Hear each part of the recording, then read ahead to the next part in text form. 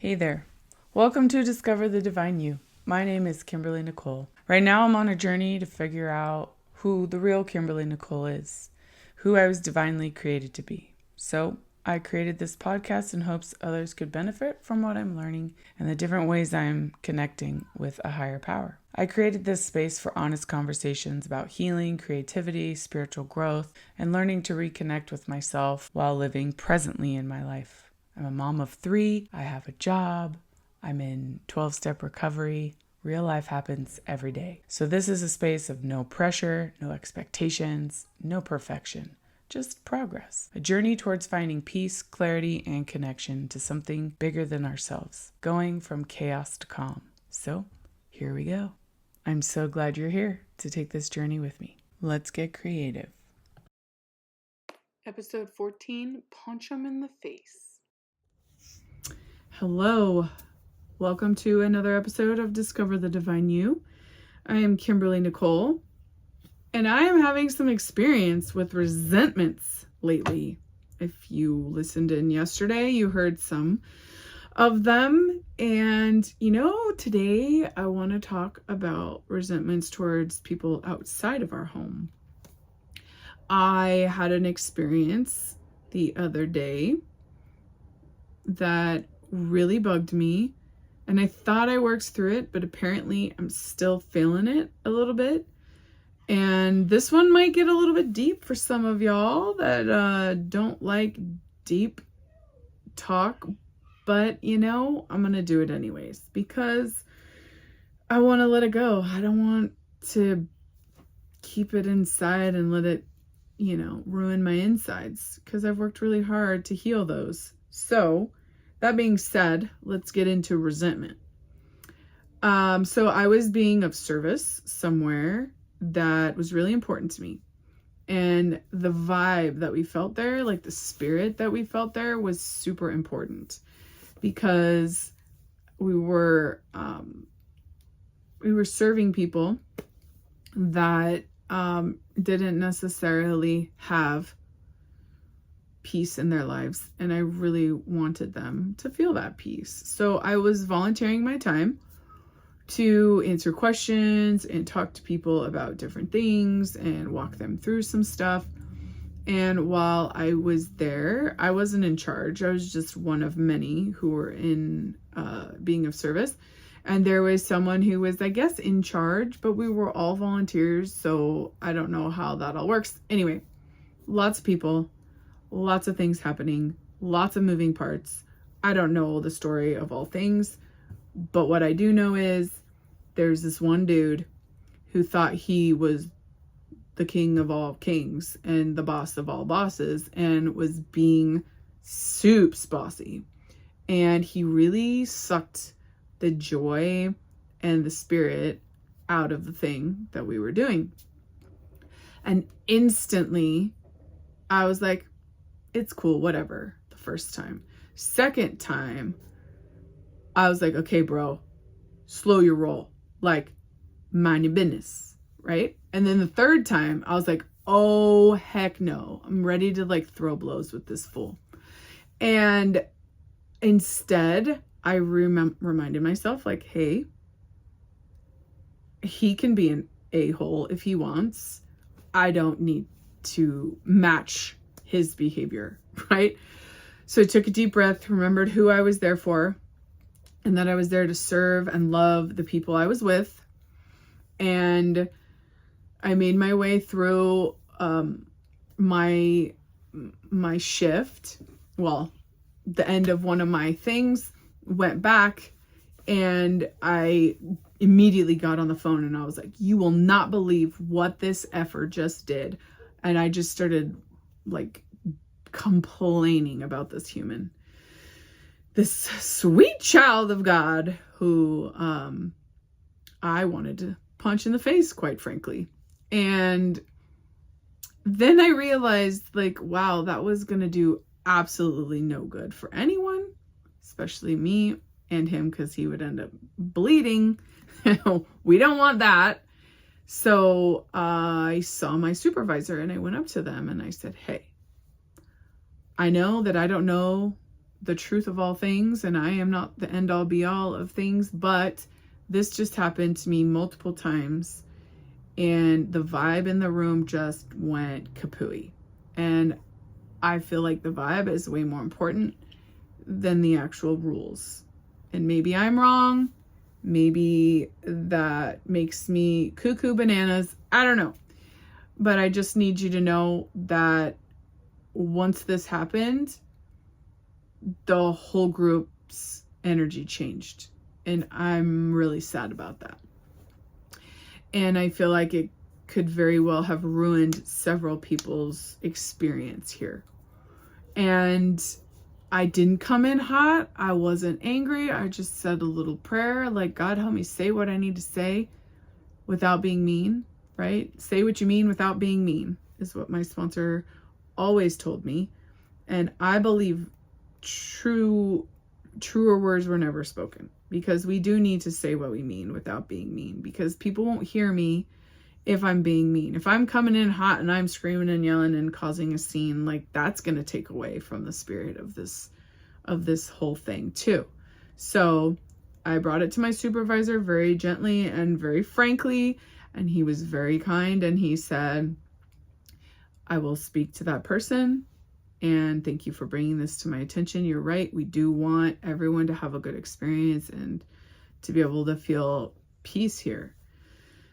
So I took a deep breath and I said, thank you. And I walked away and I went back to being of service. And I did not let that person win by me just quitting. Like, I was legit ready to just pack up my crap and go.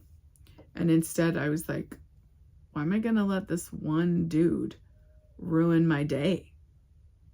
Like, I don't want to give him that kind of a any kind of power, right? So this resentment could have very easily become a fuel for me to be vengeful and angry and spiteful and like, F that guy, which is not feeding the vibe I want in that service opportunity or in my life in general.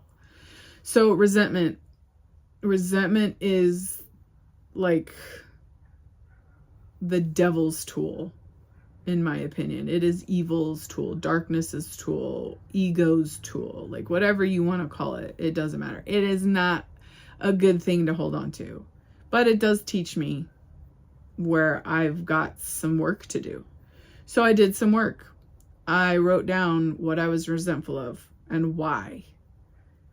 And it affects all of these parts of me, like my self-esteem, my security, my ambitions, my personal relations, my pride, my fear, even my relationship with my husband, like, because it just gets to me. And I will say I do have issue with rich white dudes.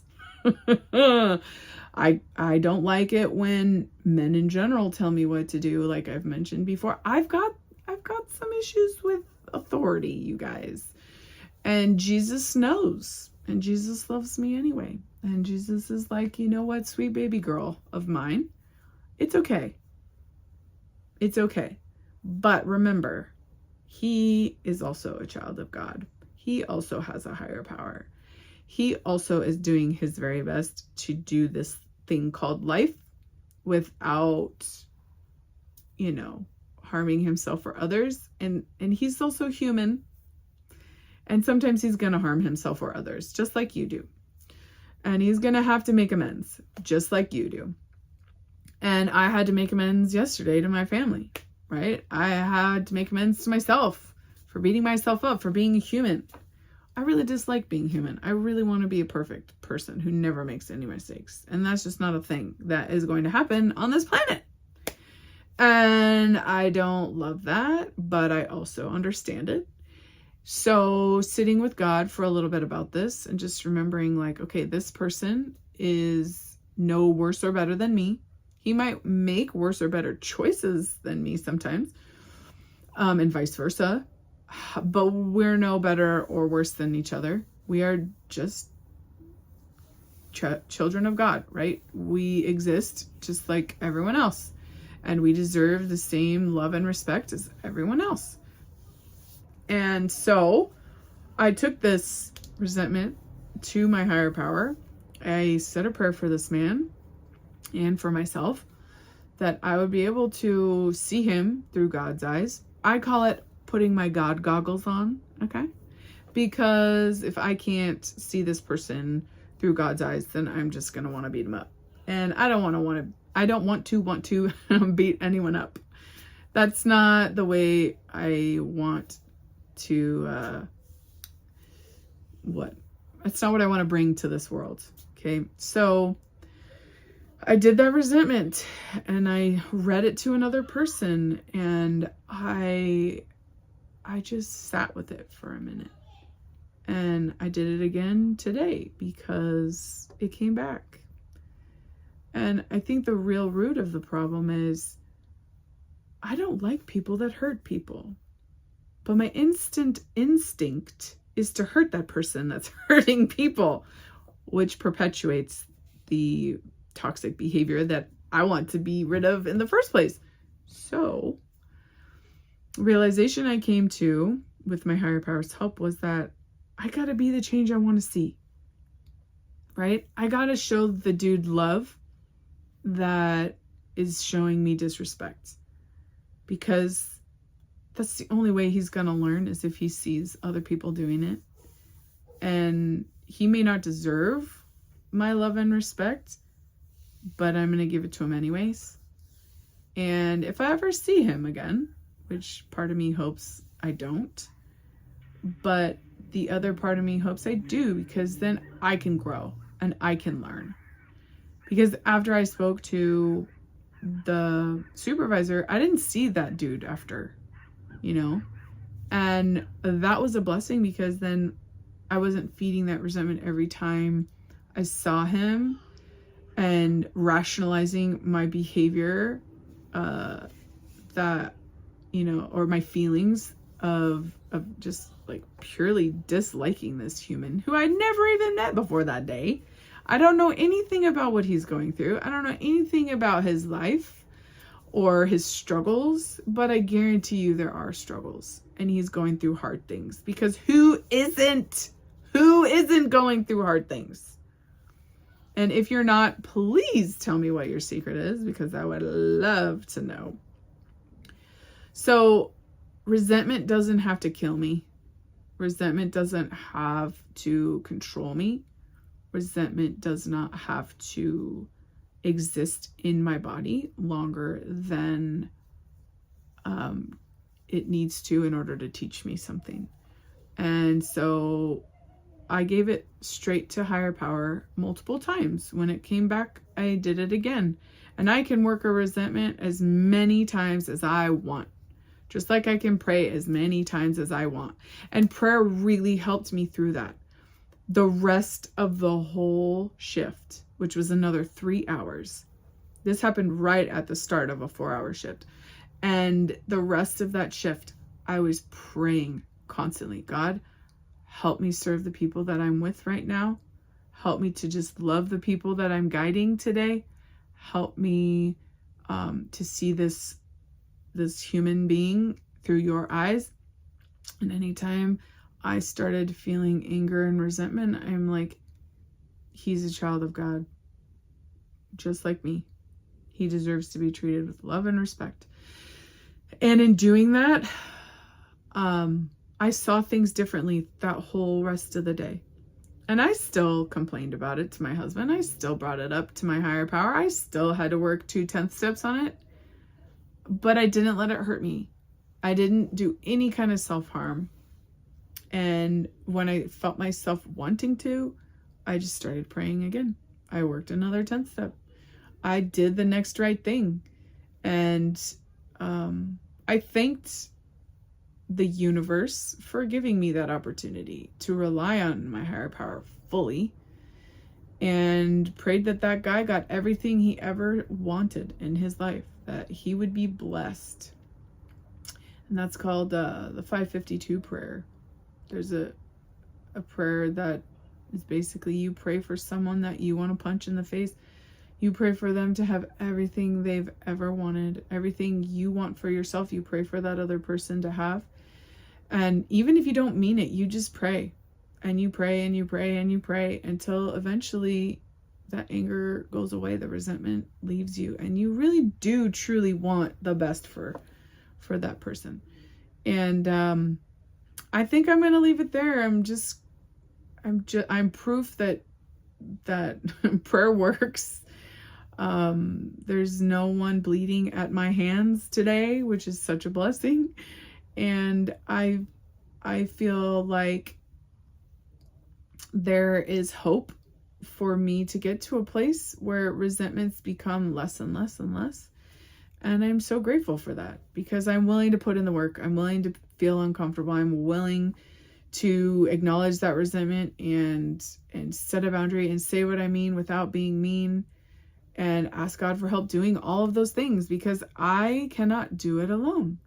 And the good news is you don't have to either. And so I will leave you with that. And until we create something magical again, I hope that you do something fun for yourself and you're kind to yourself and the people around you, even the ones that you want to punch in the face. Don't do it. Don't do it. Don't let feelings lead to felonies, guys. Let's just be chill and spread love and not anger and resentment. And with that, I will see you tomorrow. Bye. Hey, thanks so much for being here today. You're my favorite. I'm so glad you came. I know life is busy, so I really do appreciate the time you're taking to do some self-care and hang out with me for a little bit. If something that we talked about today resonated with you and you want to dig a little deeper, I put together a 5-minute creative reset guide called Chaos to Calm that you can access in the show's description. And I would be so grateful if you'd subscribe and share this podcast with someone out there that you think could benefit from what we're creating here together. Also, remember, I am just sharing my experience, strength, and hope as I understand it here. So if bigger emotions come up, please take care of yourself and reach out to a licensed professional or someone that you trust for support. You are not alone in this. So until we create together again, please be kind to yourself and do something creative, because you deserve it.